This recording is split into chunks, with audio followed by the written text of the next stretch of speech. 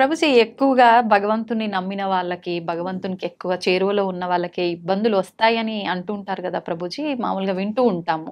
అదంతా ఎంతవరకు నిజమంటారు? అసలు నిజంగా హ్మ్. భగవంతుడి దగ్గర ఉన్న వాడికి కష్టాలు రావు అనేది ఎంత అబద్ధమో, హ్మ్. భగవంతుడి దగ్గర ఉన్న వాళ్ళకి ఎక్కువ కష్టాలు వస్తాయి అనేది కూడా అంతే అబద్ధం. హ్మ్. ఈ ప్రపంచంలో అందరికీ కష్టాలు సుఖాలు వచ్చి తీరుతాయి. ఓకే. ఇప్పుడు చూడండి, నేను చెప్పాను అనుకోండి, ఈ సంవత్సరం ఎండాకాలం లేదు, హ్మ్. మీరు నమ్ముతారా? ఎలా సాధ్యపడుతుంది ప్రభుజీ? పడదు కదా. హ్మ్. నేను చెప్పాను అనుకోండి, ఈ సంవత్సరం ఓన్లీ ఎండాకాలం ఉంటుంది, హ్మ్. వర్షాకాలం ఉండదు, చలికాలం ఉండదు అని అంటే మీరేమంటారు? ఓ బాగుంది, చాలా బ్రహ్మాండంగా ఉంటుంది అంటారా? వినటానికి బాగుంది కానీ ఎలా జరుగుతుంది? అంతే కదా అలా ప్రభుజీ. ఉండదు కదండి. అవును. వర్షాకాలం వచ్చినప్పుడు చలికాలం వస్తుంది, చలికాలం అయిపోయాక ఎండాకాలం వస్తుంది, ఎండాకాలం అయిపోయాక మళ్ళీ చలికాలం వస్తుంది, వర్షాకాలం వస్తుంది. ఇది ప్రపంచంలో అందరికీ తెలిసిన విధం. అవును.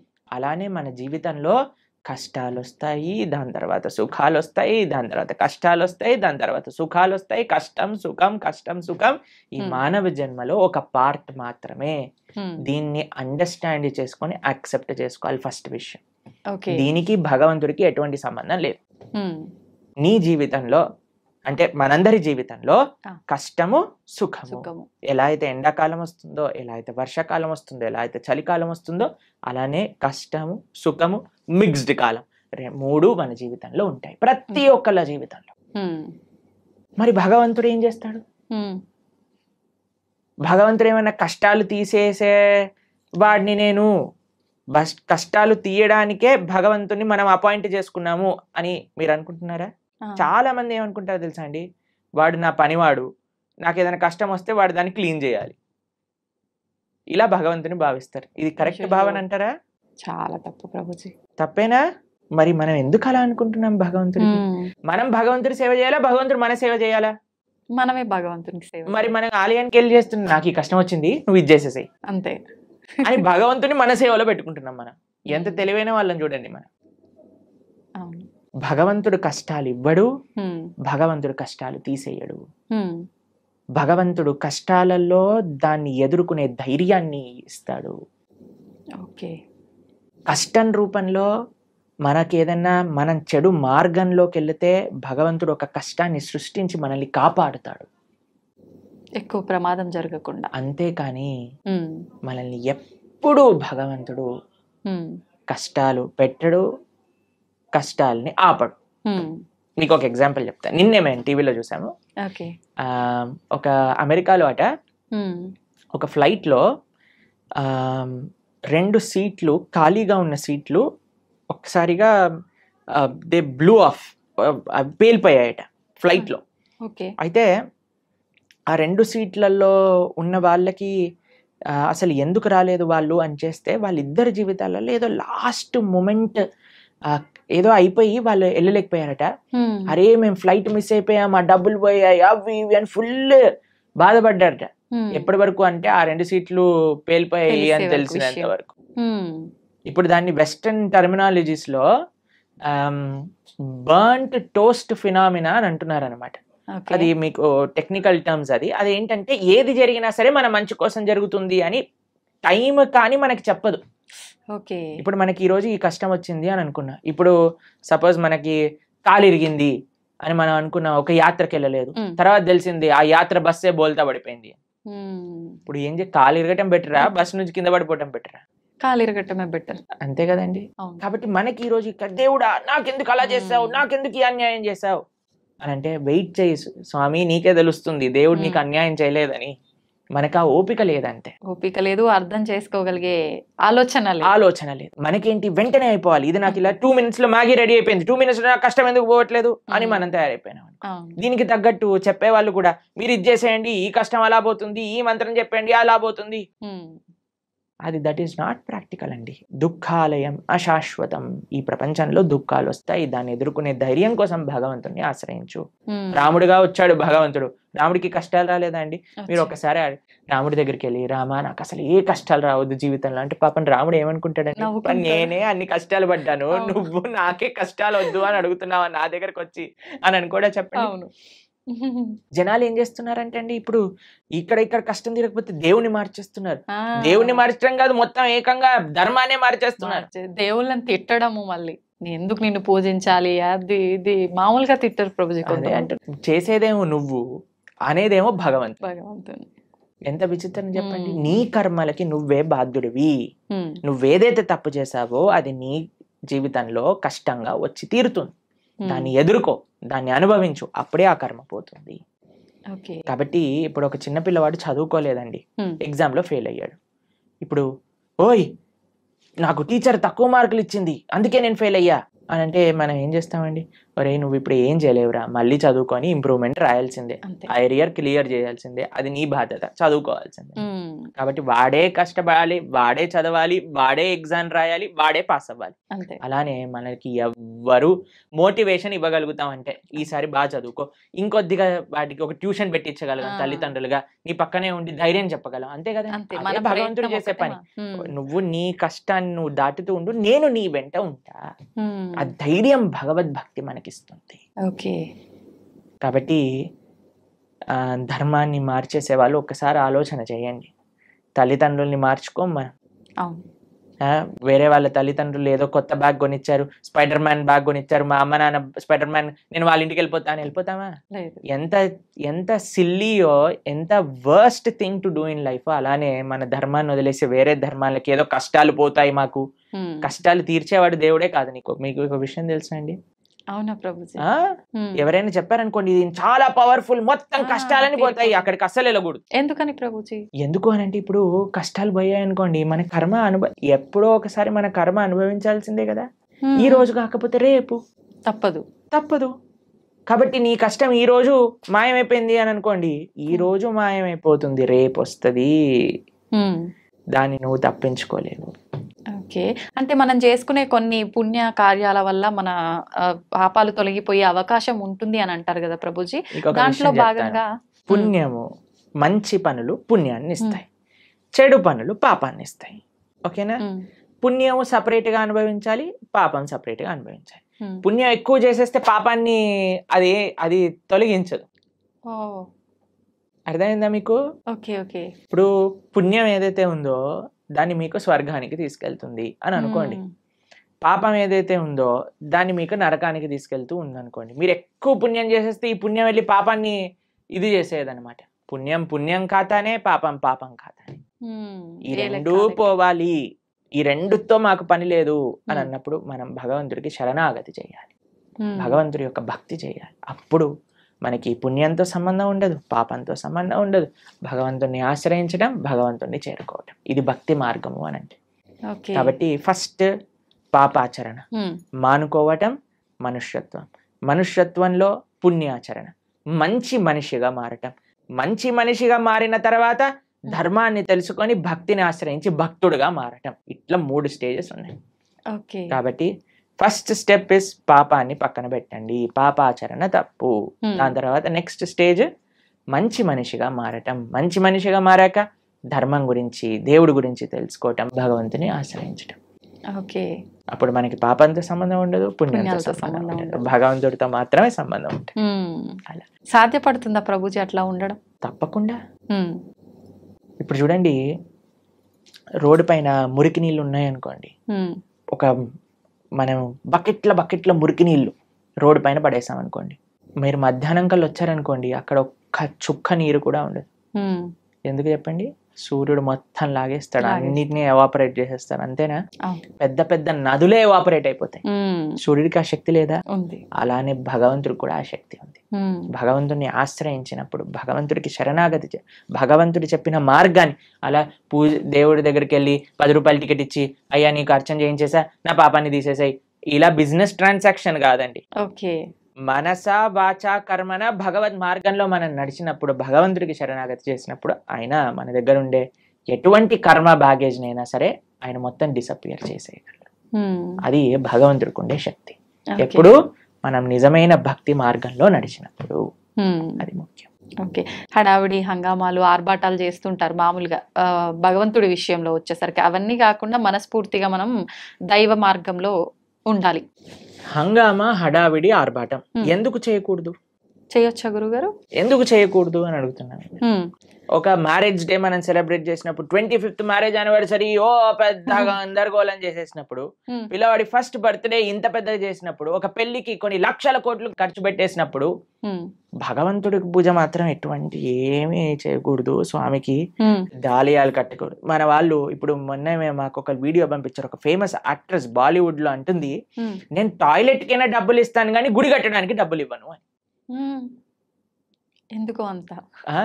ఎందుకు అని అంటే నో మోర్ రిలీజియస్ ఇన్స్టిట్యూషన్స్ అని ఏదో దానికి జనాలందరూ కరెక్టే చెప్పింది, రిలీజియస్ వల్ల ఒక ఆలయం కట్టడం వల్ల ఏమి పని ఉంది దానికి అని అంటున్నారు. ఎందుకంటే అందరు ఇలాంటి మెంటల్ గా తయారవుతారు. అవును, ఆలయాలు లేవు కాబట్టి, రిలీజియస్ ఇన్స్టిట్యూట్స్ తక్కువ అయ్యాయి కాబట్టి ఇలాంటి వాళ్ళు పుడుతున్నారు. నిజమే, టాయిలెట్ మెంటాలిటీ కలిగిన వాళ్ళు.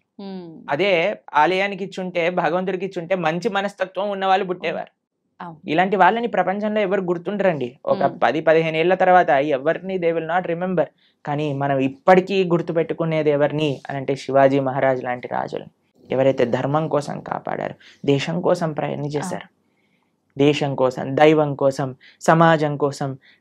ఇటువంటి భావనలే రావట్లేదండి జనాలకి ఈ మధ్య. మొత్తం ఫ్యాషన్ అయిపోయింది. భగవంతుడి యొక్క ఆలయం రామ మందిరం కట్టడానికంటే ఎందుకు ఇన్ని వేల కోట్లు, అందరినీ పేద ప్రజలకు పంచేయచ్చు కదా. ఎన్ని రోజులు పంచుతావు అనేది ప్రశ్న. ఈ రోజు నువ్వు అన్నం పెట్టగలవా, రేపు పెట్టగలవా, ఎల్లుండి పెట్టగలవా, ఆకలి తీరుతుందా?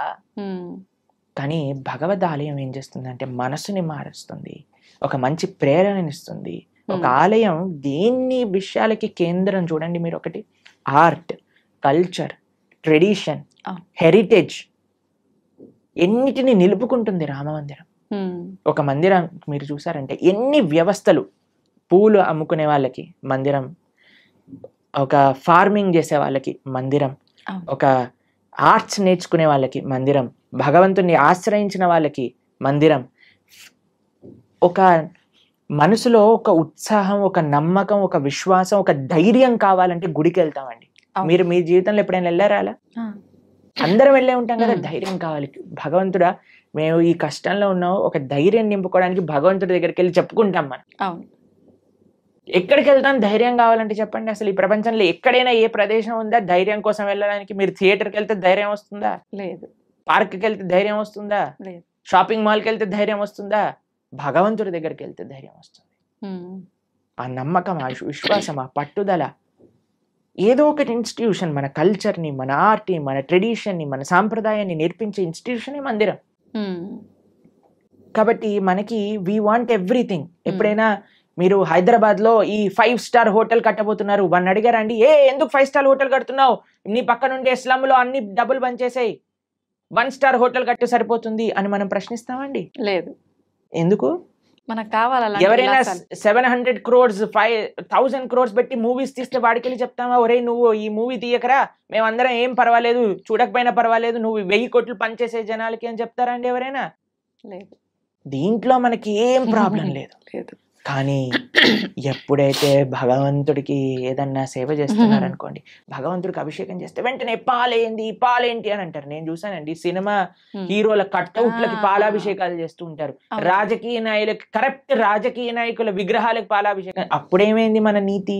మనకు నచ్చిన పని చేస్తే తప్పులేదు. మీరు చూసారండి ఇప్పుడు కొత్తగా ఈ ట్రెండ్ లో ఏమంటామంటే ఆ న్యూ ఇయర్ పార్టీలు అవి ఇవి అని చేసుకుంటారు కదా, దాంట్లో షాంపైన్ బాటిల్స్ లోంచి షాంపైన్ అంతా ఇలా పోతూ ఉంటుంది చూసావా? అప్పుడు నీకు డబ్బులు వేస్ట్ కాదే, 5,000 10,000 ఎంత ఉంటాయో మనకు తెలియదు, కానీ ఆ బండిటిని నేల కొరగటంలో నీకేం తప్పులేదు, పిచ్చి పిచ్చి గంతులు వేయటంలో నీకు తప్పులేదు, పబ్బులు కట్టడంలో తప్పులేదు, రెస్టారెంట్స్ కట్టడంలో తప్పులేదు, మాల్స్ కట్టడంలో తప్పులేదు, సినిమా థియేటర్లు కట్టడంలో తప్పులేదు, మందిరం మాత్రమే తప్పు. ఎందుకంటే భగవంతుడు మంచివాడు కాబట్టి. పాపం వాడు ఏమన్నాడు కదండి, నవ్వుతూ అలా నించుంటాడు. భగవంతుని కూడా తప్పట్లే. భగవంతుడిని ప్రేమతో ఉండే వాళ్ళ దగ్గర ఆయన ఉంటారండి, అది వేరే విషయం. ఆయన ఏం ఎక్స్పెక్ట్ చేయట్లేదు మనం ఇంత పెద్ద గుడి కడతాం అంత గట్టు, అది మన కృతజ్ఞత. కాబట్టి జనాలు అందులో ఆర్భాటాలు వద్దు అని కేవలం భక్తిలో అనుకుంటే తప్పు. లేదండి, మా జీవనమే సరళం. మేమే ఒక మ్యారేజ్ డే వచ్చింది అనుకోండి, ఆలయానికి వెళ్ళి దండం పెట్టుకుంటాం. అలానే భగవంతుడి యొక్క ఉత్సవం వచ్చిన ఆలయానికి వెళ్దాం.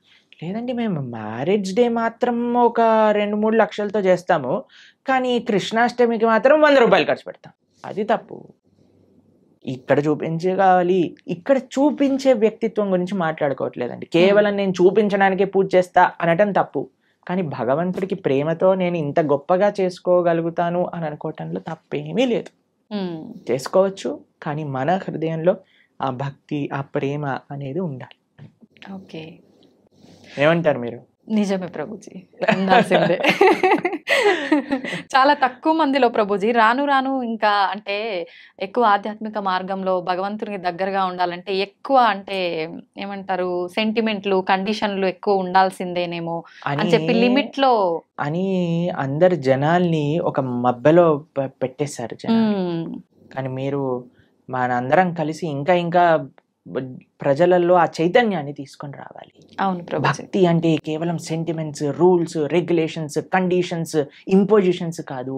భక్తి అంటే ఎంతో సరళమైన, సున్నితమైన, ఆనందకరమైన, ఉత్సాహకరమైన, మనశ్శాంతిని ఇచ్చే ఒక ప్రాసెస్ అని మనందరం కలిసి జనాలకి చెప్పినప్పుడు అప్పుడు మాత్రమే వాళ్ళు నిజమైన భక్తి అంటే ఏంటో అర్థం చేసుకోగలిగే స్థితిలోకి వస్తారు.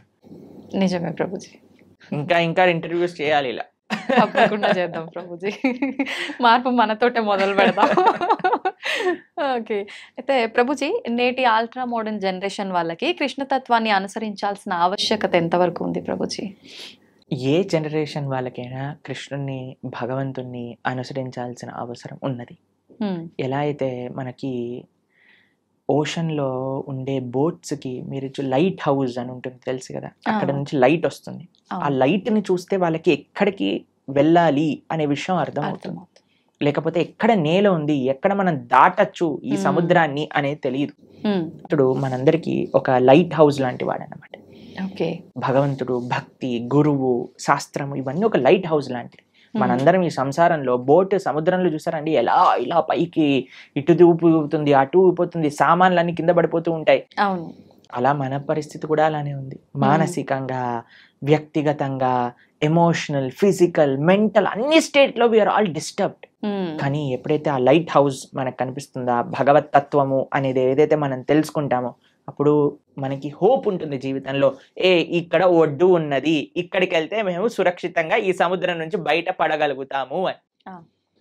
కాబట్టి ఏ అల్ట్రా మోడర్న్ అయినా, ఎటువంటి వాళ్ళైనా సరే అందరికీ శరణు భగవంతుడు. కాబట్టి ఎప్పుడైతే ఆ కేంద్రం మనకి ఉందో జీవితంలో, మంచి ధర్మం, సమాజ సేవ, దేశ సేవ, భగవత్ సేవ అనే కేంద్రం వైపు ఎప్పుడైతే మనందరం నడుస్తామో అప్పుడు ప్రతి ఒక్కళ్ళలో ఆధ్యాత్మికత, ఆ ఆనంద భావన అనేది కలుగుతుంది. కానీ ఇప్పుడు ప్రస్తుత సమాజంలో మోడర్న్, అల్ట్రా మోడర్న్ అన్నారు కదా మీరు, ఎంత అల్ట్రా మోడర్న్ అయితే అంత అల్ట్రా ప్రాబ్లమ్స్ వస్తున్నాయి.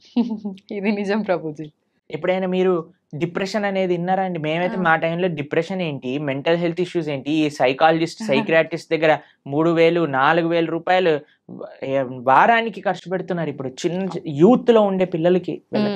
చిన్న చిన్న పిల్లల డిప్రెషన్. ఇప్పుడు ఎవరికి తెలియదు అసలు ఈ మెంటల్ హెల్త్ ప్రాబ్లమ్స్ ఏంటి అనేది ఎప్పుడు వినలేదు. ఒకళ్ళు చెప్పారు, ప్రభుజీ మేము వెళ్ళి మా అమ్మకి చెప్పాను నాకు డిప్రెషన్ ఉందంటే నువ్వు పారాసెటమాల్ వేసుకో తగ్గిపోతుంది అని చెప్పిందట వాళ్ళ అమ్మ. ఎందుకంటే పాపం తెలియదు కదా ఎవరికి మెంటల్ హెల్త్ అంటే ఏంటి, డిప్రెషన్ అంటే ఏంటి అని. అలాంటిది భారతదేశం. ఎంత మీరు అల్ట్రా మోడర్న్, సూపర్ మోడర్న్ అవుతుంటే అంత మనకి mental health problems, physical health problems. ఇప్పుడు చూడండి, ఎవరిని అడిగినా సరే నాకు ఇవి, నాకు అవి అని చెప్తున్నారు. ఇంతకు ముందు అలా మీరు చూసారండి మీ వయసులో ఎప్పుడైనా? మీరు ఎప్పుడైనా మెంటల్ హెల్త్ విన్నారా మీ చిన్నప్పుడు? మేము డిప్రెషన్ లో ఉన్నామండి, స్ట్రెస్ లో ఉన్నామండి, యాంగ్జైటీలో ఉన్నామని ఎప్పుడైనా విన్నారా మీరు? అలాంటి పదాలు ఎందుకు? మీరు అల్ట్రా మోడర్న్ సొసైటీలో లేరు కాబట్టి. ఇప్పుడు ఎందుకు వినాల్సి వస్తుంది? అల్ట్రా మోడర్న్ సొసైటీ తయారైంది కాబట్టి. కాబట్టి ఎంత మనం మన సంస్కృతిలో మన ఫౌండేషన్, ఇప్పుడు చూడండి, ఫౌండేషన్ స్ట్రాంగ్ ఉంటే బిల్డింగ్ ఉంటుంది. ఫౌండేషన్ వీక్ ఉంది అనుకోండి, బిల్డింగ్ కదిలిపోతుంది. మనకి ఇప్పుడు ఫౌండేషన్ వీక్ ఉంది. పెద్ద పెద్ద స్కై స్క్రేపర్ బిల్డింగ్లు కట్టేస్తున్నాం, కానీ ఫౌండేషన్ లేదు కదా, ఎప్పుడు కూలిపోతుందో తెలియదు. ఫౌండేషన్ ఏంటి? అదే ఆధ్యాత్మికత. మీరు ఎంత పెద్ద బిల్డింగ్ కడుతున్నారు అన్న దాంతో మీరు అల్ట్రా మోడర్న్ అవ్వండి, సూపర్ అల్ట్రా మోడర్న్ అవ్వండి, super super super duper ultra modern అవ్వండి, నో ప్రాబ్లం. కానీ నీ ఫౌండేషన్ ని చూసుకో, బేస్ ఎలా ఉంది. బేస్ కానీ ఆధ్యాత్మికత కానీ ఉంటే మీరు ఎంత పెద్ద బిల్డింగ్ కట్టినా అది స్ట్రాంగ్ గా ఉంటుంది. కాబట్టి we are concerned about the foundation. We are not concerned about what you are doing. కానీ ఏ భావనతో చేస్తున్నాము, దేన్ని ఫౌండేషన్ చేసుకొని మన జీవితంలో ఎదుగుతున్నాము అనేది మనకి ముఖ్యం. ఓకే. ఇప్పుడు అంటే మాట్లాడుకోవడం వరకు బాగానే ఉంటుంది ప్రభుజీ. చెప్తాము, వింటారు, వదిలేస్తారు. నిజంగా మనం ఆధ్యాత్మిక మార్గంలోకి తీసుకురాగలమంటారా ఈ ప్రస్తుతం ఉన్న సమాజంని? తప్పకుండా.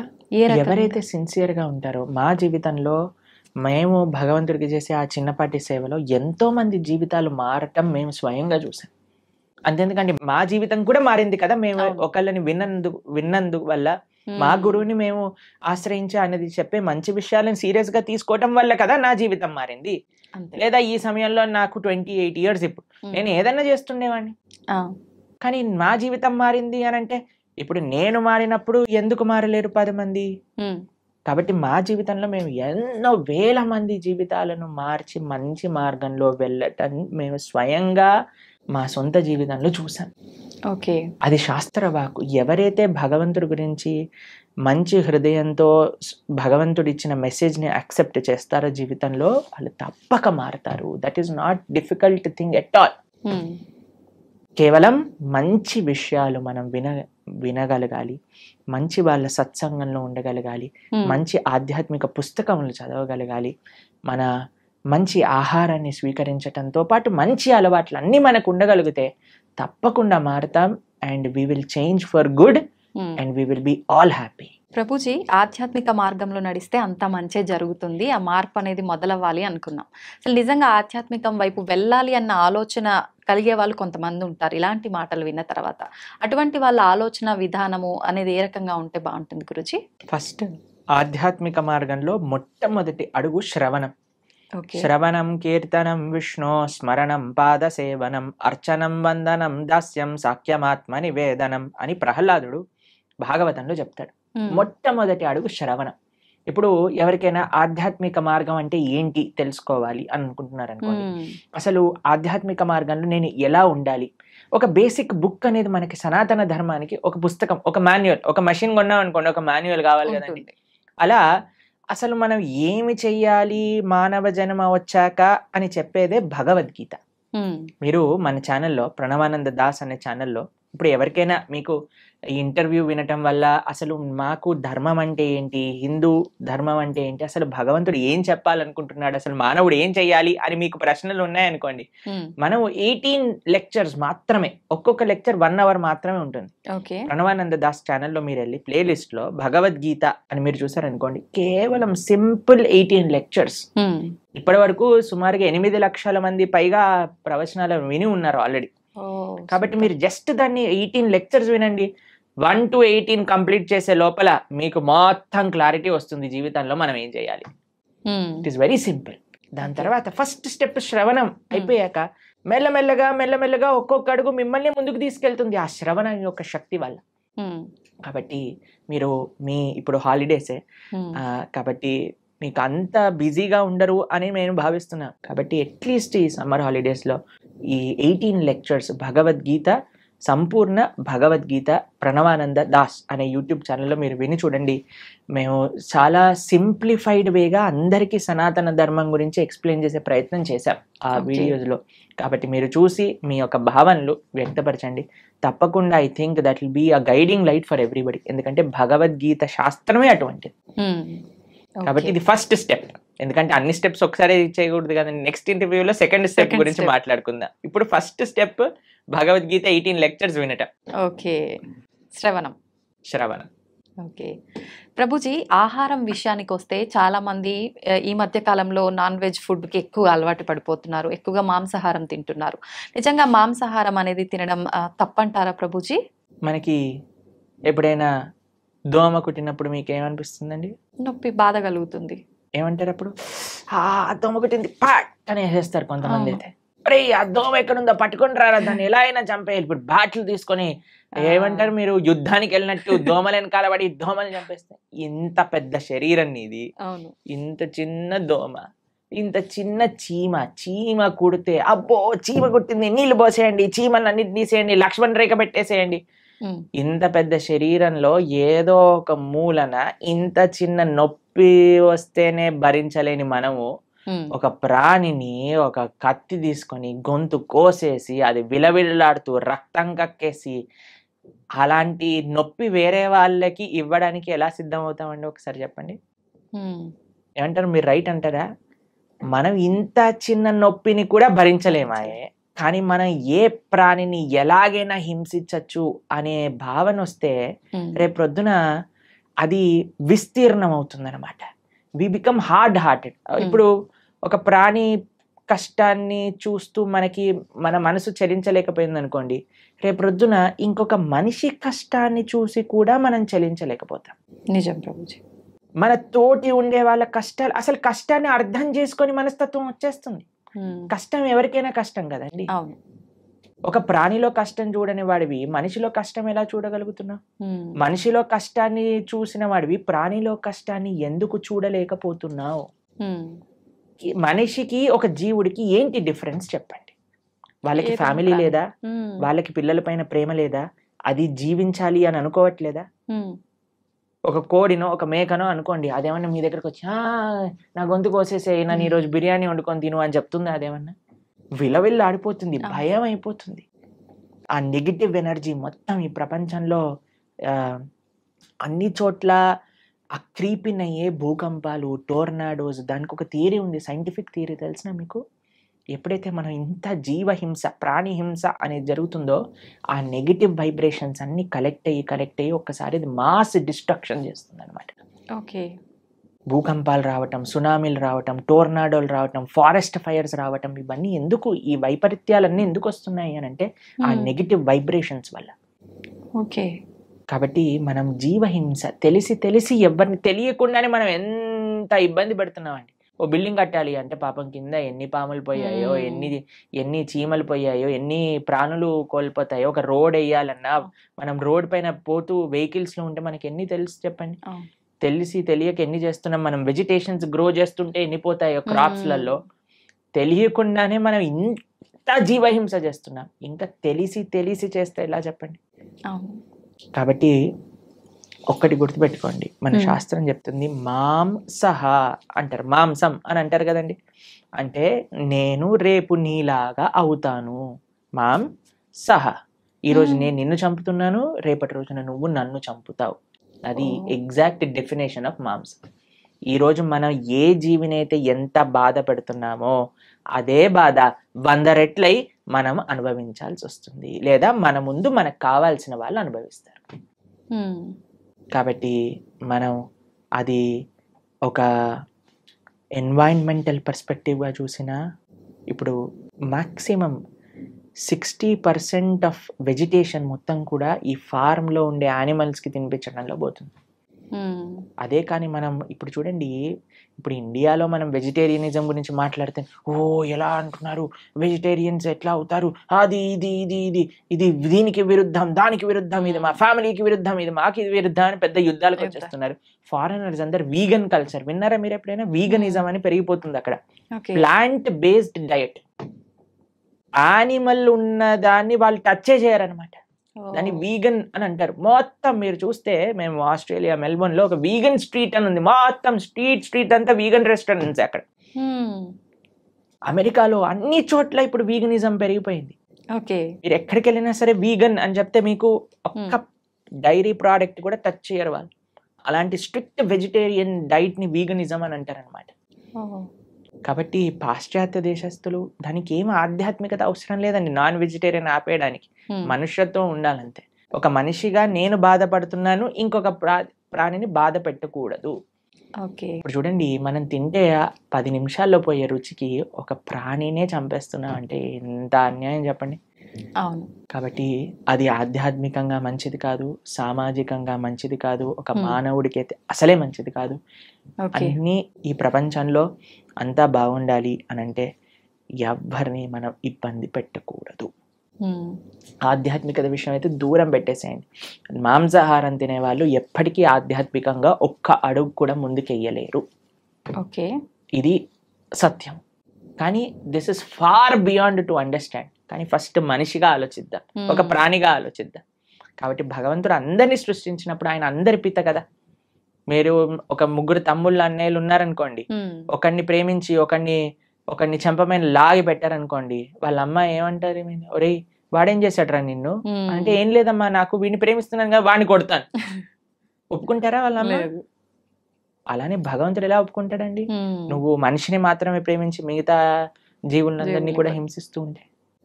నిన్నే మేము ఒక పోస్ట్ చూసాము ఇంటర్నెట్ లో, అందులో ఉంది ఒక shark kills 11 people in an year.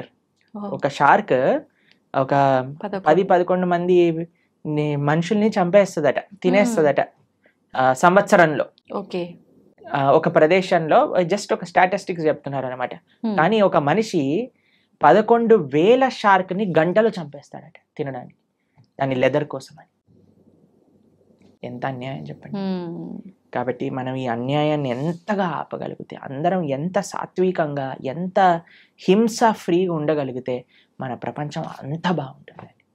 మీకు ఇంకొక విషయం చెప్తాను. మేము ఒక బుక్ చదివాం, దాన్ని how to live to be 100 అని అంటారు. 100 సంవత్సరాలు బ్రతుకుండాలంటే సీక్రెట్.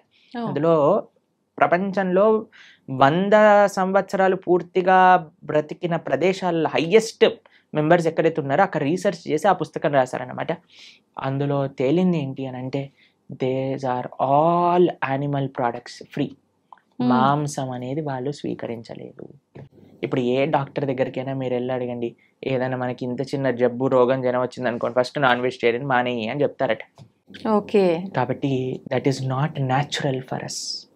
ఇప్పుడు చూడండి, కార్నివోరస్, హర్బివోరస్ అని మనం వినే ఉంటాం. కార్నివోరస్ అంటే మాంసాన్ని తినేవి, హర్బివోరస్ అంటే చెట్లు తినేవి. మనవి, మన బాడీ మన నోటి నుంచి ప్రారంభం చేసుకొని మన డైజెస్టివ్ సిస్టమ్ మొత్తం కూడా హర్బివోరస్ యానిమల్స్ లానే ఉంటుంది, కార్నివోరస్ యానిమల్స్ లా. తర్వాత కొంతమంది అంటారు, మనకి ఈ 2 కూరలు ఉన్నాయి కదా ఇక్కడ, అంటే కూరలు ఉంటే నువ్వు పచ్చి మాంసాన్ని పట్టుకొని తినొచ్చు కదా, కానీ వండుకొని ఎందుకు తింటున్నావు నువ్వు? కార్నివోరస్ యానిమల్స్ అయితే అవి పచ్చి మాంసాన్ని పట్టుకొని వేటాడి తింటాయి. మనం ఏమన్నా ఇప్పుడు ఒక మేకని తినేవాడు ఏమన్నా మేక పైన పడి వాడిని చీల్చి తింటాడా? లేదు. కాబట్టి ది వెరీ థాట్ దట్ నువ్వు వండుకొని తింటున్నావు అని అంటే అది నీ శరీరానికి మార్చి కానీ నువ్వు తినలేవు అని. కానీ ఇప్పుడు చూడండి, సాలడ్స్ లో మీరు ఏ కూరగాయలు వేసినా సరే కక్కర్ అని తినేస్తారు. క్యారెట్లు తినేయచ్చు, బీట్రూట్లు తినేయచ్చు, ఏదైనా తినేయచ్చు పచ్చిగా. అవును. కాబట్టి మనకి పచ్చిగా తింటే అరుగుతుంది. ప్లస్ మన digestive system, carnivorous animals digestive system చాలా చిన్నగా ఉంటుంది, ఎందుకంటే అది వచ్చేస్తుంది బయటకు వెళ్ళిపోతుంది. కానీ మనది మాత్రం లాంగ్ ఇంటెస్టైన్, స్మాల్ ఇంటెస్టైన్, అవి డైజెస్ట్ చేసి దాన్ని న్యూట్రియంట్ కాంప్లెక్స్ చేసి అన్ని శరీరానికి ఎనర్జీ అందించి అప్పుడు కానీ బయటకు వస్తుంది. కార్నివోరస్ యానిమల్స్ చూసాను అనుకోండి, నాలుకతోటి నీళ్లు తాగుతాయి. మనం ఎలా చేస్తామండి? మనం నోటితో తాగుతాం. కాబట్టి ఇవన్నీ దేర్ ఆర్ మెనీ రీజన్స్. అటు సైంటిఫికల్గా చూస్తే, అటు హ్యూమన్ మేకప్ విధంగా చూస్తే, ఎలా చూసినా సరే ఒక మనిషి వెజిటేరియన్ గానే ఉండాలి. He cannot kill any living being. Okay, thank you Prabhuji. నిజంగా మీరు చెప్పినవన్నీ వింటుంటే నిజంగా ఇదంతా నిజమే కదా, ఎందుకు ఎక్కడ మిస్ అవుతున్నాం అందరం ఇవన్నీ పాటించడంలో అనిపిస్తోంది ప్రభుజీ. ప్రతి ఒక్కరికి కూడా అలా అనిపించాలనే కోరుకుందాం, మార్పు మొదలవ్వాలనే కోరుకుందాం ప్రభుజీ. చాలా మంచి విషయాలు తెలియజేశారు. Thank you Prabhuji. హరే కృష్ణ. హరే కృష్ణ ప్రభుజీ. హరే కృష్ణ.